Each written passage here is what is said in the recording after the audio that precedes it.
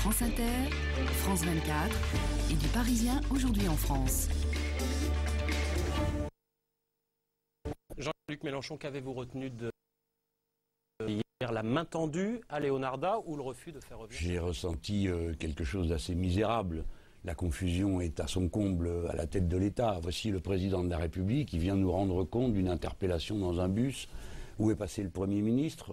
Quand on lit la presse, on apprend que celui-ci ne s'accordait pas avec le ministre de l'Intérieur et que pour finir, pour les départager, c'est le chef de l'État qui intervient et qui dit des choses qui n'ont aucune base légale. Nous sommes en République et pas en monarchie. Il ne dépend pas d'une personne de décider quel est le statut d'une autre, si elle a le droit ou non d'entrer sur notre territoire, et qui plus est, de faire une proposition qui n'a aucune base légale, qui est de faire rentrer un adolescent mineur sur le territoire sans ses parents, ce qui va contre les conventions des droits de l'enfant, contre les conventions internationales et nationales. On va revenir au fond de l'affaire, oui. Jean-Luc Mélenchon, sur cette intervention de François Hollande. Si vous voulez, ça c'est le côté sombre de l'affaire. Oui, il y a un bon côté. Le chef de l'État en dessous de la main, oui, il y a un bon côté. Qu'est-ce que c'est? Le bon côté, c'est ces milliers de jeunes qui décident comme ça de descendre dans la rue. J'ai cru que c'était la main tendue à Leonarda. Non, mais moi je m'intéresse à la France, pas au personnage pitoyable qui la préside aujourd'hui. Et c'est ça qui est intéressant, c'est de voir cette belle réaction de la jeunesse, et pas que de la jeunesse, de beaucoup d'enseignants, beaucoup de gens se sont dit non, ça on n'accepte pas. On n'accepte pas de voir notre pays amené à cette attitude brutale, violente et injuste. Cela dit, c'est pas ce que disent les sondages. Quand on voit les sondages, et en particulier celui qu'on a vu samedi dans Le Parisien, eh bien 65% des Français ne souhaitent pas que Leonarda revienne. 74% pareil veulent que soutiennent Manuel Valls, dont 57% de votre électorat. Donc, de gauche. Est-ce que là, vous n'êtes pas en décalage, vous, avec votre électorat? Bien, écoutez, d'abord, les sondages m'amusent toujours autant. Celui-là, je n'en connais pas la fiche technique. Passons. Mais après tout, et alors? Eh bien, je me sens plus confortable avec les 37% qui sont de mon avis qu'avec tous ceux qui ne le sont pas. Ce n'est pas une bonne idée de la France, ce n'est pas cette façon de faire vivre le pays qui est la bonne. Et quand bien même une majorité y serait hostile, que moi, je crois que c'est mon devoir de maintenir mon point de vue, de le défendre, jusqu'au jour où il pourrait l'emporter. Thierry Borsat. Jean-Luc Mélenchon, à la place de François Hollande, vous auriez dit quoi sur cette affaire? Déjà, je n'aurais pas procédé comme il l'a fait. Il fallait revoir ces lois sur l'immigration, qui ont été toutes votées par M. Sarkozy. C'était bien normal, c'était sa logique. Il l'a mise en œuvre. Ce qui n'est pas normal, c'est que François Hollande et le Parti socialiste arrivant au gouvernement, ils n'y changent rien. Alors que pour le coup, ça ne lui coûte pas un sou de le faire. Et pourquoi est-ce surprenant qu'il n'y change rien? Parce que ceux-là même qui sont aujourd'hui les agents les plus zélés de ces brutalités, dans l'opposition, faisaient le contraire. Je voudrais rappeler que Manuel Valls a parrainé des jeunes sans-papiers. Donc c'est le même Manuel Valls. De la sorte, on donne au pays l'image d'hommes et de femmes politiques sans détermination, sans conviction, qui, suivant les positions qu'ils occupent, manifestent une idée ou une autre. Est-ce que vous, président Jean-Luc Mélenchon, vous auriez demandé le retour en France de toute la famille, y compris du père de cette famille? Évidemment, mais ne croyez pas... D'abord, ces gens-là ne seraient peut-être pas partis dans ces conditions. Peut-être que je n'aurais pas créé une ambiance telle qu'à la fin, il faille se décharger sur les policiers de la responsabilité de la situation. Car vous avez bien entendu ce qu'a dit le chef de l'État. Vous n'avez peut-être pas fait attention. Mais il a dit que les policiers avaient manqué de discernement. C'était à lui de parler là-dessus? D'abord, certainement pas. Qu'est-ce que le chef de l'État vient faire là-dedans? Il aurait dû intervenir avant, faire jouer son autorité dans l'équipe et demander au Premier ministre, lui, de prendre en charge. Oui, mais après on aurait dit, mais qu'en pense François Hollande? Tout le monde en aurait, une fois de plus, quoi qu'il fasse. Il y aurait toujours des mauvais choix. N'adoptons pas un raisonnement circulaire, sinon on ne peut plus discuter de rien. Vous me demandez si c'était à lui. Je vous réponds, c'est au Premier ministre qui conduit la politique de la nation, c'est l'article de la Constitution qui le concerne, de prendre en charge ces situations. Comment aurait-il dû le prendre en charge? C'est d'abord en modifiant la législation. Deuxièmement, lorsque nous examinons la situation concrète d'aujourd'hui, ce qui a été dit par le chef de l'État n'a pas de base légale. Car en République, le président de la République ne décide pas intuitu personné du sort de chaque personne. Cela n'existe pas. Voilà pourquoi, à Il y la avait le fin, droit je de dis à grâce. conclusion. Hein, Mais essayons le droit de comprendre. grâce, c'est une exception. Le droit de grâce, le Oui, mais président c'est pas peut- la grâce de quoi? Elle n'est condamnée à rien du tout. Je reviens à ce que vous avez Non, dit non, il y a non, quelques instants. non, ne mais sortons vous dites pas on du ne sujet. tranche pas sur des cas Vous dites- individuels. Le président a toujours, dans Et le elle statut de la a le 5e droit de grâce, République, mais bénéficié là, du droit elle de n'est grâce. condamnée à rien, par conséquent, Oui. il n'y a pas de droit de grâce. Elle n'est pas condamnée, il ne fait pas œuvre du droit de grâce, il fait œuvre du fait du prince, après qu'on ait expulsé quelqu'un. Et vous ne m'avez pas laissé terminer mon idée. Allez-y. Lorsque le président de la République dit que les policiers ont manqué de discernement, ce détail vous échappe peut-être, mais le discernement est requis comme qualité professionnelle des policiers. En effet, si on appliquait strictement la loi, par exemple, à un carrefour, peut-être qu'on devrait arrêter tout le monde parce que personne n'est bien rangé comme il faut d'après la loi. Le discernement consiste à ne pas faire une intrusion abusive pour faire appliquer la loi. C'est donc une faute professionnelle qui est reprochée Donc c'est la aux policiers. forme qui vous choque, c'est pas le fait qu'on les renvoie dans leur Mais non, pays parce que la attendez. loi, parce qu'ils ont épuisé tout, visiblement, tout ce qui Mais non, était je en leur réponds sur le terrain droit. sur lequel nous sommes. Je réponds sur le terrain sur lequel... Vous me demandez ce que je pense de ce qu'a dit le président de la République. Oui, Je vous avez réponds. répondu. Il dit que c'est de la faute des policiers qui ont manqué de discernement. Moi, je dis que c'est de la faute du ministre de l'Intérieur qui n'a pas modifié les conditions dans lesquelles la loi doit s'appliquer. Enfin, c'est quand même normal que des gens de gauche fassent des lois de gauche, non? Ou alors, c'est plus une démocratie, c'est Thierry autre Borsard, chose. Jean-Luc Thierry Marchand, est-ce qu'on n'est pas dans cette affaire sur un cas un petit peu particulier? On a quand même un père qui est soupçonné de violence, qui manifestement n'a pas donné beaucoup de signes de volonté d'intégration là où il était. Enfin, c'est en tout cas ce que dit le rapport qui a été réalisé sur la famille. On dit même que les enfants n'allaient pas systématiquement à l'école. Est-ce qu'on n'est pas sur quelque chose d'un peu trop particulier pour en faire finalement avez pour en raison faire un de cas dire. général sur Oui, vous finalement, avez raison. l'humanité de notre société? Oui, vous avez raison de dire que c'est un cas particulier. D'ailleurs, nous n'aurons que des cas particuliers, vous le savez aussi bien que moi.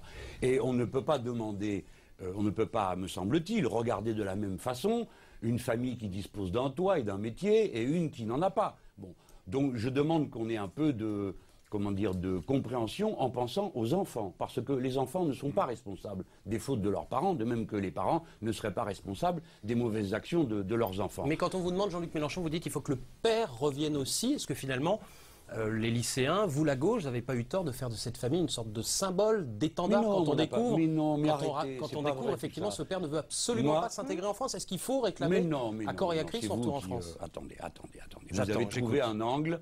Le père, ce pelé, ce galeux, à tous les vices. Non, on n'a pas dit galeux, on a dit Oui. soupçonné de Nous violence verrons sur dans sa quelques famille. Il y a eu une jours- plainte nous qui a été verrons déposée dans par quelques deux jours de ce ses que valent filles. toutes ces accusations. D'accord. Nous verrons car Vous l'avez lu, le il y a rapport des journalistes. Oui, je l'ai lu, madame. Et au passage, ça me permet de vous dire que je trouve fort de café que vous ne soyez pas étonnés qu'il faille 10 militaires et 3 policiers de la police aux frontières pour intercepter une lycéenne. Ça n'a l'air de choquer personne. 10 militaires, c'est marqué dans le rapport. On n'a pas mieux à faire que ça. Voilà, l'occupation à laquelle ces gens se livrent, tiennent des réunions où vous avez les plus hauts responsables de la police et du maintien de l'ordre qui se réunissent pour capturer une lycéenne. Au passage, on découvre que le soi-disant représentant du réseau Éducation sans frontières, M. Gérard Guinaud, n'en est pas un, puisque EuroSF rejette cette personne, mais que par contre il est membre du Parti Socialiste et qu'il aide la police à intercepter une collégienne. Mais tout ça n'a pas l'air de retenir l'attention, on se concentre sur le père. Soit, admettons, mais ce n'est pas de cela dont on parle. On parle d'une jeune fille qui allait à l'école, bien sûr, qui y commettait sans doute des erreurs et sans doute des fautes. Mais nous parlons là, d'une manière générale, d'une valeur qui est la fraternité. Mais il y a la Je loi n'en aussi. fais pas. Est-ce que les valeurs sont supérieures à la loi? La loi Monsieur est la Mélenchon. loi et elle doit être appliquée avec discernement. Voilà pourquoi les juges eux-mêmes n'appliquent pas comme des machines la loi. Lorsque M. Sarkozy a inventé la peine planchée, eh bien, le mouvement, le lever de bouclier de tous les magistrats a été de dire si vous nous obligez mécaniquement à appliquer la loi dans tous les cas, il n'y a plus aucune circonstance dont nous pouvons tenir compte. Mais l'expulsion, La vous êtes justice d'accord tient avec compte- l'expulsion alors? La justice tient compte de 2 éléments. La loi, évidemment, qui s'impose à tous, et l'appréciation du magistrat qui a été formé de sorte que l'application de la loi ne conduise pas à un trouble de l'ordre public. Donc Ce c'est la qui est forme qui vous manifestement le choque, cas. Voilà, c'est la c'est pas le fond. C'est la forme qui vous choque et pas le fond. Donc l'expulsion, vous Nous êtes allons d'accord. recommencer tout à zéro pour Mais vous. non, mais non, parce on va que- pas mais non, recommencer. non, Madame, non, c'est le vous fond soyez qui clair. me choque, madame. Le Ce fond n'est pas aussi. cette idée de la France. Mais vous me dites que la Dans loi mon a pays- été respectée. On recommence, puisque vous n'avez pas compris, Mais- et en votre On faveur. essaie de Et une comprendre. deuxième fois, l'application de la loi dépend de 2 paramètres, le contenu de la loi et l'appréciation qu'en a le juge. Et maintenant, je vais soulever devant vous un 3e argument, c'est celui du cœur. Voyez-vous, notre devise nationale dit liberté, égalité, fraternité. Comment appliquez-vous la fraternité? C'est cette capacité d'avoir pour objet, pour méthode du discernement, d'être capable de repérer qu'une jeune fille de 15 ans qui essaye de suivre une scolarité, visiblement dans un milieu qui n'y est pas si favorable que cela, et qui le fait à sa façon, mérite d'être instruite. Voilà, madame, ce qui d'abord me choque. Vous m'avez demandé c'est la forme ou le fond. Non, madame, ce qui me choque d'abord, c'est l'être humain. Et que le président de la République puisse proposer à une enfant de 15 ans de choisir entre sa famille et ses études, je trouve ça cruel. Je trouve ça inhumain. Et je me demande ce que vous diriez si c'était proposé à vos propres enfants. Thierry Borsard. Si Leonarda et son père ou une partie de sa famille veulent revenir en France, vous seriez prêt à les aider? C'est une question qui nous est posée sur Twitter d'un auditeur qui vous écoute ou d'un Mais téléspectateur. vous voyez bien que nous avons commis une erreur monstrueuse, dont je dis nous, moi je n'y suis pour rien. Mais je pense qu'une erreur a été commise. Il faut donc la réparer. Mais ça doit faire réfléchir tous ceux qui ont des responsabilités. L'erreur, c'est quoi? C'est de les avoir expulsés? Ben, j'ai l'impression, non? Vous n'avez pas l'impression que quand il y a 4 enfants qui vont à l'école, c'est une erreur d'expulser la famille? Cela veut dire que les enfants n'auront jamais aucune chance dans la vie parce que leurs parents, leur père ne s'est pas comporté comme il le fallait, paraît-il. On n'en est même pas sûr. Donc jamais aucun être ne peut devenir meilleur à la suite de son arrivée en France. La France n'est plus celle dont on disait sous l'Ancien Régime, qui touche la terre de France est libre. C'était ça qu'on disait sous l'Ancien Régime. Et en République, non. On touche la terre de France, on est bon pour la prison.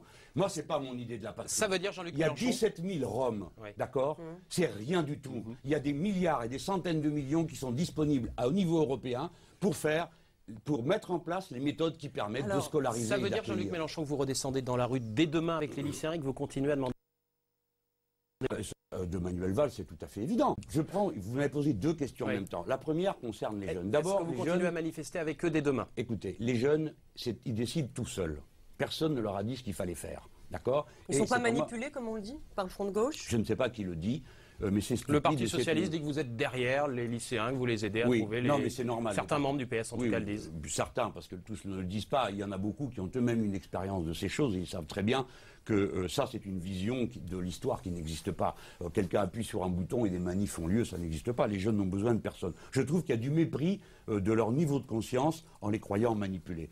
Lorsque la manifestation a été appelée par des syndicats, notamment syndicats d'enseignants comme la FSU, et par des associations, je m'y suis rendu parce que les adultes étaient appelés à s'y rendre. Voilà. Mais évidemment que ce qui est le plus intéressant, c'est que à cette occasion, les jeunes ont montré qu'ils étaient bien éduqués.